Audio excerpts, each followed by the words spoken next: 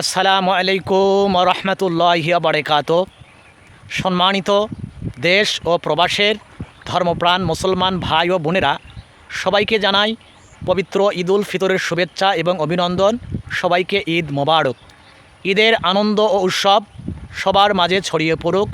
ঈদ সবার জীবনে বয়ে নিয়ে আসুক অনাবিল সুখ, শান্তি, সমৃদ্ধি এবং সফলতা, এবং দূর হয়ে যাক সকল প্রকার পাপাচার, অনাচার এবং বৈষম্য।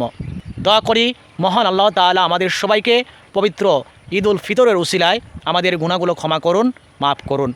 সবাইকে বিশেষভাবে অনুরোধ করব, আমরা যেইভাবে পবিত্র মাহে রমজানে আল্লাহ তাআলার ইবাদত বন্দেগী করেছি, বিশেষভাবে নামাজের এহতেমাম করেছি, নামাজগুলোকে আদায় করেছি, ঠিক একইভাবে ঈদের পরবর্তী সময়ে যেন আমরা 5 ওয়াক্ত নামাজ গুরুত্ব সহকারে এহতেমামের সহকারে আদায় করি।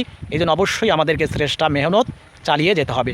তো মহান আল্লাহ তাআলা আমাদের সবাইকে সঠিক বুঝ দান করুক, গুণামুক্ত জীবন দান করুক, মৃত্যুর আগ পর্যন্ত ঈমান আমলের সাথে থাকার তৌফিক দান করুক। আমিন।